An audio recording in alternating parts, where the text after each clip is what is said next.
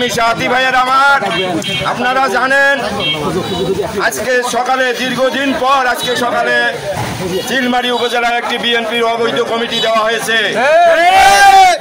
এই অবৈধ কমিটির প্রতিবাদে আজকের আমরা এই মাঠে বিক্ষোভ করতেছি।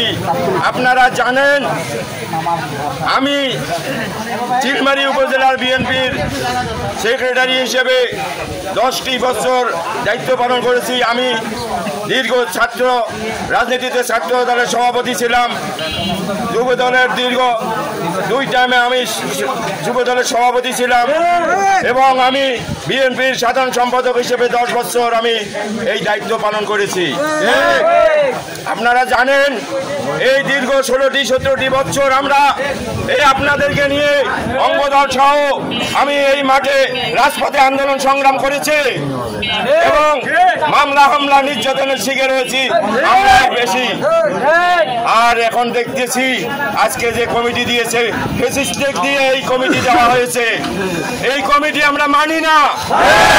এই কমিটির বিরুদ্ধে আমরা আন্দোলন সংগ্রাম চালিয়ে যাব ততক্ষণ পর্যন্ত এই কমিটি বাতিল করা হবে না, ততক্ষণ পর্যন্ত আমরা রাজপথে থাকবো ইনশাআল্লাহ। আপনারা জানেন এই চিলমারীতে একটা পার্টি অফিস দেওয়ার কারো ক্ষমতা ছিল না। আমার এই ব্যক্তিগত ঘরে পার্টি অফিস আমি দীর্ঘ 18 বছর আমি বিনা পয়সায় আমি পার্টি অফিস দিয়েছি এবং এই পর্যন্ত এই পার্টি অফিস চলতেছে। এখন ফেসিস্টরা দিয়ে কমিটি দেওয়া হয়। এই কমিটির বিরুদ্ধে আমরা আন্দোলন সংগ্রাম চালিয়ে যাব। আপনারা কি বলেন? কমিটি কারণে আজকে যে কমিটি দিয়েছে আওয়ামী লীগের প্রেতাত্মা, আওয়ামী লীগের লোক, আত্মীয় স্বজন টাকা দিয়ে কেনা যে কমিটি দিয়েছে এই কমিটিকে আমরা রাজপথে উঠতে দেব না। সংগ্রামী সাথী বন্ধুগণ, 17টি বছর রাজপথে থেকে এই রাজপথ আমাদের অনেক চেনা হয়ে গেছে। সংগ্রামী সাথী বন্ধুগণ, রাজপথ কারোর সাথে বেইমানি করে না, রাজপথ কারোর সাথে বেইমানি করবে না, এটা আমাদের ভারপ্রাপ্ত চেয়ারম্যানের কথা। সংগ্রামী সাথী বন্ধুগণ, আমি ওই দুরাচর দুষ্কৃতিকারী ফ্যাসিস্ট প্রেতাত্মার থেকে বলতে চাই, হলেও এই রাজপথে নামিও না। কাগজ নিয়েছো, কাগজ যেখান থেকে নিয়েছো ওই ফ্যাসিস্টদেরকে কাগজ ফিরিয়ে দাও।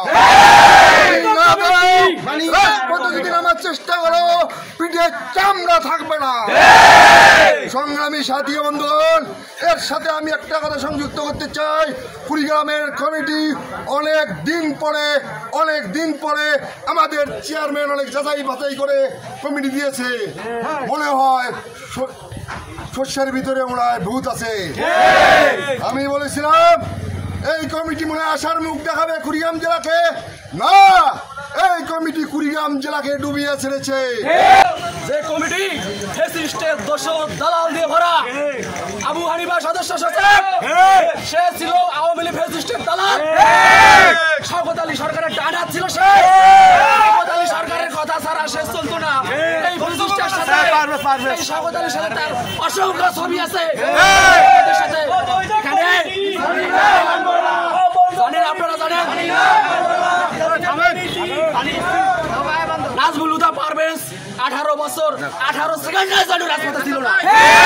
আওয়ামী দালাল আওয়ামী প্রেস ক্লাবের সে ছিল সদস্য। এই আওয়ামী দালাল হয়েছে বিএনপির নতুন কমিটির সদস্য মশিউর রহমান বিলু। সে প্রফেসর, সে জীবনে 18 বছর যদি কেউ বলে 1 সেকেন্ড রাজপথে ছিল একটা হয়ে বাড়ি যাবো, রাজনীতি করবো না। এই বিলু যদি বলে আমি 1 সেকেন্ড রাজপথে ছিলাম, রাজনীতি করবো না, রাজনীতি বলতেছি যারা এই ফ্যাসিস্টের আমলে ফ্যাসিস্ট সরকারকে বিচারিত করার জন্য চোখ দিয়েছেন, হাত দিয়েছেন, এই কষ্টদার রুগী ভাইদের আল্লাহ যেন তাদের সুস্থতা দান করেন। আপনারা দেখেছেন এই পারভেজ 5 তারিখের পরেও এই বিএনপির লোক তাকে খুঁজছিল। সেই পারভেজ আজকে আহ্বায়ক কমিটি এসেছে। অবৈধ কমিটি আমি দলের চেয়ারম্যান তারেক রহমান সাহেবকে ছাড়া আমরা নিরহ, আমরা ইতিম, আমরা দীর্ঘদিন ধরে টেনেছিলাম আর আমরা পারতেছি না। এই জুলুমবাজের হাত থেকে রক্ষা করতে গেলে তোমাদের হস্তক্ষেপ ডাইরেক্ট আমরা করছি না, আমাদের পক্ষে সম্ভব না। আমরা রাজপথে ছিলাম, সারা জীবন থাকবো, দেখি পারবো।